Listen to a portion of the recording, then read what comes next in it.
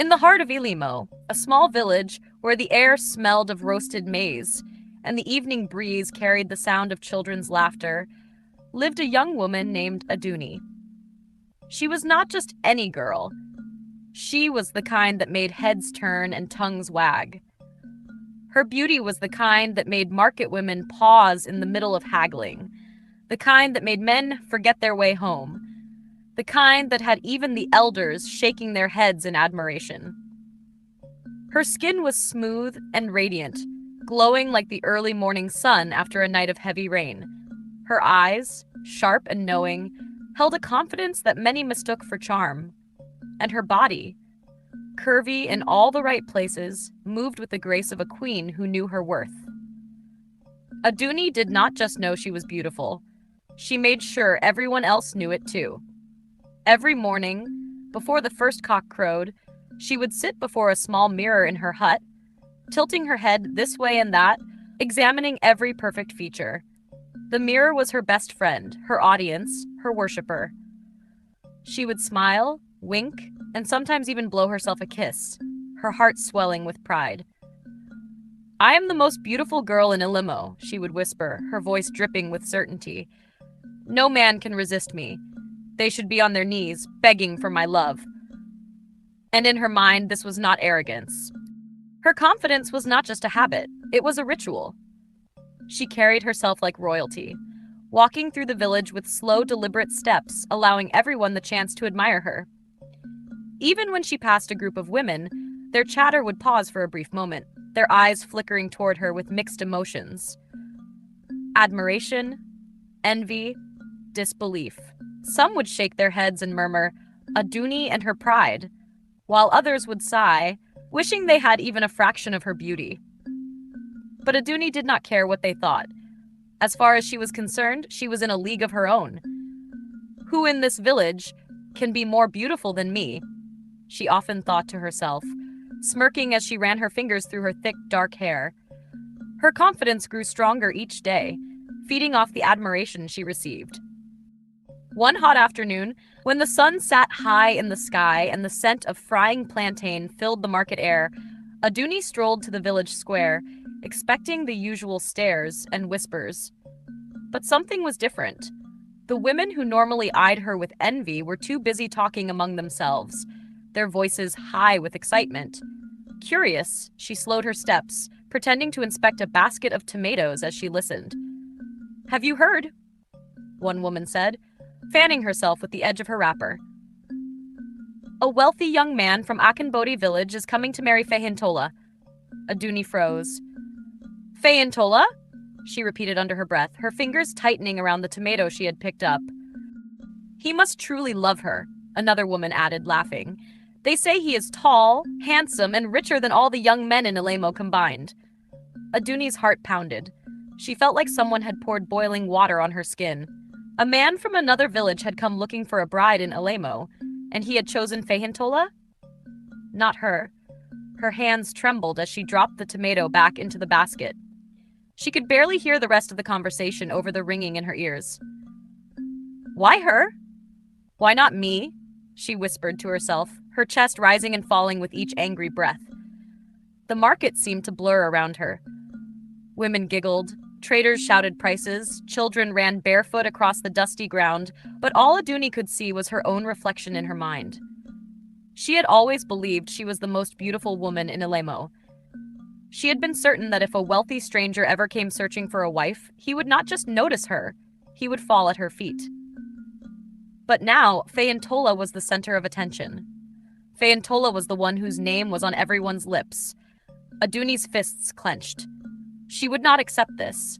She could not accept this. For the first time in her life, her beauty felt like an empty thing, like a fading light struggling to stay bright. And as jealousy sank its claws deep into her heart, Aduni made a decision, one that would change her life forever. For days, Aduni locked herself inside her hut, refusing to speak to anyone. She barely ate, barely slept, and barely acknowledged the worried voices that called her name outside her door. The news of Fehintola's engagement played in her mind over and over again, each time making her chest tighten with anger. How can this happen? she muttered to herself, pacing back and forth. How dare he come to this village and choose Fehintola over me?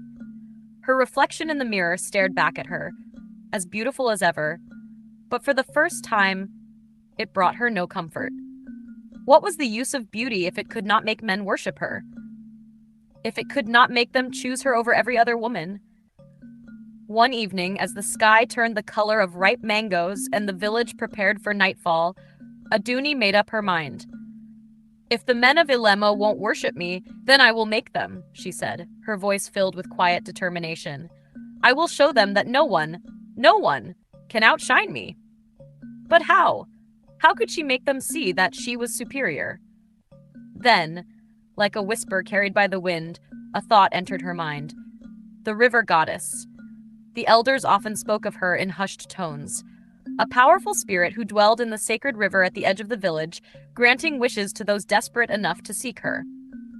But her gifts always came with a price. Aduni did not care. That night, when the village was quiet and the only sounds were the chirping of crickets and the distant hoots of an owl, she wrapped herself in a dark wrapper and slipped out of her hut. The path to the river was narrow and winding, covered in thick bushes and gnarled tree roots that twisted like the fingers of an old woman. The further she walked, the colder the air became, sending chills down her spine. By the time she reached the riverbank, a heavy mist had settled over the water, making it look like a silver mirror. Aduni took a deep breath and stepped into the icy water, shivering as it rose to her knees. She closed her eyes and called out in a voice filled with desperation. "O great goddess of the river, hear my cry!" Her voice echoed through the night. "I am Aduni, the most beautiful girl in Ilemo. I want every man in this village and beyond to worship me. Please grant me this wish." For a moment, there was only silence. Then, the water began to ripple. A soft glow emerged from beneath the surface, and a figure rose. A woman of impossible beauty, her skin shimmering like moonlight on water, her hair flowing like black silk down her back. Her eyes, cold and knowing, settled on Aduni. "Aduni," the goddess said, her voice as smooth as flowing water. "I have heard your request. I will give you what you desire, but there are conditions." Aduni swallowed hard, her heart pounding with excitement. "Anything. I will do anything," she said quickly. The goddess held out a small, intricately designed mirror. Its frame was made of gold, and the glass itself seemed to shimmer with an unnatural glow. "Look into this mirror every morning, and your beauty will increase beyond imagination," the goddess said. "Any man you summon through it will be unable to resist you." Aduni's eyes widened in awe. "But beware," the goddess continued, her voice turning stern. "If you summon a man and he touches you, he will fall under a powerful curse. And if this mirror ever breaks, you will lose everything: your beauty, your youth, and your charm. Do you accept?" Aduni barely hesitated. She snatched the mirror from the goddess's hands, gripping it tightly as if afraid it would disappear. "I accept," she said breathlessly, her eyes gleaming with greed. The goddess tilted her head, a strange smile playing on her lips, but she said nothing more. With a final glance at Aduni, she sank back into the river, disappearing beneath the surface. Aduni clutched the mirror to her chest, her heart thudding with excitement. She did not care about the consequences. All she wanted was to be adored, and now she had the power to make it happen. The next morning, Aduni could barely contain her excitement. She woke before the sun rose, her body trembling with anticipation. The mirror was beside her, lying on her bed like a precious treasure. She sat in front of it, gazing at her reflection. Her skin had never looked so flawless, her eyes brighter, her lips fuller. She could feel the power in her hands, like a current of electricity running through her veins. With a smile, she whispered, "Let the world see the goddess that I am." And so, she began the ritual. Every morning, Aduni would sit before the mirror, watching as her beauty intensified, as if the very air around her was enchanted. She marveled at how the mirror made her features more defined, her figure more alluring. She felt unstoppable, as though no one could compare to her radiance. But Aduni wasn't content just admiring herself. No, she had bigger plans. She would summon the men who had once ignored her. the ones who had chosen Fehintola over her, and she would make them beg for her love. She knew they would be powerless to resist her now. One by one, she whispered their names into the mirror, and as she did, the men materialized, walking toward her with expressions of longing and desire. It was as if the mirror had transported them directly to her doorstep. Her former admirers, the ones who had once looked at her with indifference or fleeting interest, were now under her control. They came, not of their own will, but because the mirror had summoned them. The village was thrown into chaos. Men who had once been loyal to their fiancés now abandoned them, swearing their undying love to Aduni. The women could only watch in horror as their betrothed were stolen away, helpless to stop it. Aduni reveled in her power. She could see the envy in the eyes of every woman who had once looked at her with disdain. They could only whisper in fear, unable to speak against her now. But not everyone was silent. Among the abandoned women was Fehintola, whose heart burned with fury at what Aduni had done. She had been the one chosen by the wealthy suitor, and now she had lost everything to Aduni's vanity. One evening, as she sat in the corner of her hut, her hands clenched into fists, Fehintola knew what had to be done. She could no longer stand idly by while the men of the village, and even beyond, worshipped Aduni like a false idol. She called the other women, the ones who had been left heartbroken, the ones who had watched their fiancés slip away into the arms of Aduni, and together they hatched a plan. They would seek the help of the diviner, the wise old man who lived deep in the forest. He had the knowledge to break the spell that Aduni had cast over the men. The journey to the diviner's hut was long and treacherous, but the women were determined. They marched through thick forests, their hearts full of anger and sorrow. Finally, after what seemed like days of walking, they arrived at the diviner's small hut, tucked away in the heart of the forest. The diviner was a strange man, with eyes that seemed to see into the depths of one's soul. He listened to their tale in silence, his face unreadable. When they finished, he threw a handful of cowries on the floor and let out a sharp gasp. "Aduni," he muttered, shaking his head. "She has fallen prey to the river goddess. She uses a cursed mirror, a tool of dark magic. The mirror is the source of her power. If you wish to break the spell, you must destroy it." The women exchanged worried glances. They knew the risk, but there was no other choice. With their new knowledge, they returned to the village, their resolve steeled. That night, the women gathered once more, preparing for their raid on Aduni's hut. Under the cover of darkness, they snuck through the village, their hearts beating in time with their footsteps. Fehintola led the charge, her face set in grim determination. They reached Aduni's hut and crept inside, their eyes searching for the cursed mirror.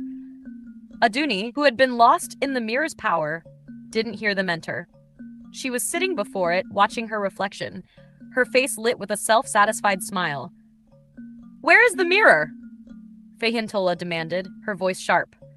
Aduni's head snapped up, her eyes widening in fear as she clutched the mirror to her chest. "No! Stay back!" she screamed, her voice cracking. But the women were relentless. Fehintola charged forward, her hands outstretched, and grabbed the mirror from Aduni's trembling hands. "No! You don't understand! It's mine!" Aduni shrieked, her voice raw with desperation. The other women closed in, and together they wrestled the mirror from Aduni's grip. The struggle was fierce, but the women were determined. With a final, violent tug, the mirror shattered. A deafening silence filled the room. Aduni fell to her knees, her breath coming in ragged gasps. Then she began to tremble. The beauty that had once defined her began to fade before her eyes. Her glowing skin darkened, wrinkles formed where there had been none, and the curves she had once flaunted disappeared, leaving her body gaunt and hollow. She reached out, her hands trembling, trying to grasp at the pieces of the mirror. But it was too late. Her reflection was gone, and with it, so was her beauty, her charm, and her power. The men, who had been under the mirror's spell, awoke as if from a dream. They stood confused and disoriented, looking around at the chaos they had caused. Aduni, now a mere shadow of her former self, looked up at the angry women surrounding her. Her eyes filled with tears. "Please, forgive me. She sobbed, her voice breaking, but it was too late. From that day on, Aduni lived alone, far away from the village. She was a warning, a lesson to all who believed that beauty, without humility, could save them. The moral: true beauty is not in the face or the body. It lies in the heart, the kindness, the humility, and the wisdom we carry. Pride and vanity may bring us fleeting moments of attention, but they will never bring us true happiness. And in the end, it is not our beauty that people will remember, but the way we treat others. What do you think about this story? Share your thoughts and experiences in the comments. Don't forget to like, share, and subscribe for more captivating stories. Until next time, stay blessed.